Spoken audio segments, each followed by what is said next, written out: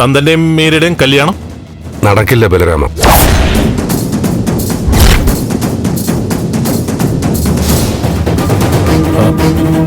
നടക്കില്ല. കാരണം ബലരാമ, വിവാഹ കാര്യത്തിൽ വീട്ടുകാർ ആഗ്രഹിക്കുന്നല്ലോ പലയിടത്തും സംഭവിക്കുന്നത്. പലയിടത്തെയും കാര്യം വിട്, ഇവിടത്തെ കാര്യം പറ. ഇവിടത്തെ നമ്മുടെ മക്കൾ തമ്മിൽ വിവാഹം ചെയ്യണമെന്ന് നമ്മൾ വളരെ നേരത്തെ ആഗ്രഹിച്ചു. അതനുസരിച്ച് കാര്യങ്ങളും നമ്മൾ മുന്നോട്ട് കൊണ്ടുപോയി. പക്ഷെ ബലരാമ, വിവാഹം നടത്തി കൊടുക്കുന്നവരുടെ താല്പര്യമല്ലല്ലോ, വിവാഹം കഴിക്കുന്നവരുടെ ഇഷ്ടമല്ലേ പ്രധാനം. ഞാനൊന്ന് ചോദിച്ചോട്ടെ, നമ്മുടെ കുട്ടികളിൽ ഒരാൾ വേറൊരാളെ ഇഷ്ടപ്പെടുന്നു, ജീവിതം തന്നെ ആ ആൾക്ക് വേണ്ടി മാറ്റിവെക്കുന്നു.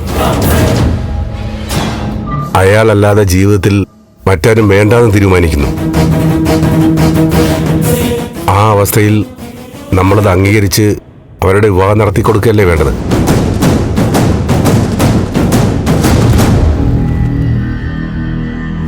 സിദ്ധാർത്ഥൻ മന്ത്രിയാവണമെന്ന് ഞാൻ എൻ്റെ മനസ്സിൽ തീരുമാനിച്ചുറപ്പിച്ച കാര്യമാണ്. അത് ഞാൻ നടത്തി. നിന്റെ ജീവിതത്തിൽ ഞാൻ അതിലും ഉറച്ചൊരു തീരുമാനം എടുത്തിട്ടുണ്ട്. അതിന് ഒരാളെ മന്ത്രിയാക്കുന്നതിന് ഞാൻ എടുത്തതിന് 4-1 ബുദ്ധിമുട്ട് എന്നെ സംബന്ധിച്ചോളം ഉണ്ടാവില്ല. അത് മോൾക്ക് ഊഹിക്കാവുന്നതേ ഉള്ളൂ.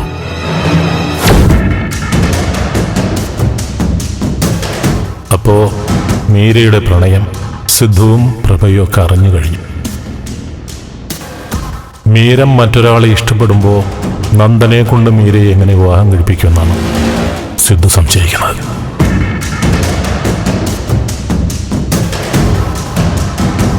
മീര മുമ്പ് ഇഷ്ടപ്പെട്ടിരുന്ന ആള് ഭീഷണിയായിട്ട് വരുമെന്ന് സിദ്ധാർത്ഥന് സംശയമുണ്ട്.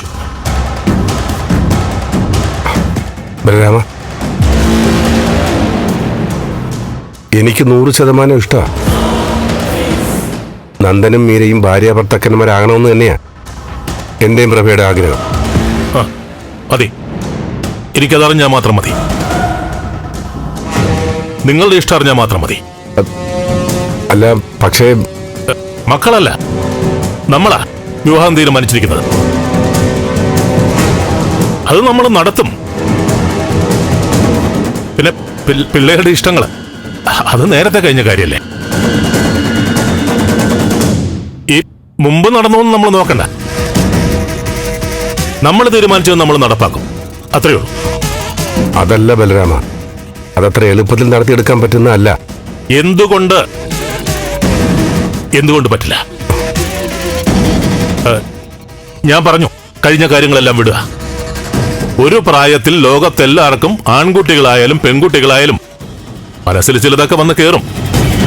അതാണ് ലോകമെന്ന് പറഞ്ഞ് മറ്റെല്ലാം മറക്കും. യാഥാർത്ഥ്യം തിരിച്ചറിയുമ്പോ അവര് മടങ്ങി വരും. ഇവിടെ അത്രയേ ഉള്ളൂ. മീരയോട് ഞാൻ സംസാരിക്കാം. അവിടെ ഞാൻ കാര്യങ്ങൾ പറഞ്ഞ് മനസ്സിലാക്കാം. അതല്ല, ഞാൻ നന്ദനോട് താനും സംസാരിക്കേ. അല്ല ബലരാമ, ഇനി ആകാശം ഇടിഞ്ഞു വീഴുമെന്ന് പറഞ്ഞാലും ശരി, നന്ദനും മീരയും തമ്മിലുള്ള വിവാഹം നമ്മൾ നടത്തിയിരിക്കും. ഈ നന്ദനല്ലാതെ മീരയുടെ ഭർത്താവായിട്ട് മറ്റൊരാൾ വരാൻ ഞാൻ സമ്മതിക്കില്ലടോ, സമ്മതിക്കില്ല.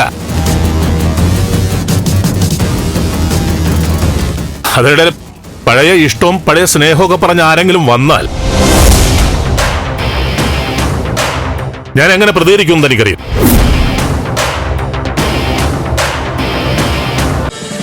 ഫ്ലവേഴ്സ് ഒരുക്കുന്ന കാഴ്ച വസന്തം യൂട്യൂബിൽ പ്രേക്ഷകർക്ക് ലൈവായി കാണാം.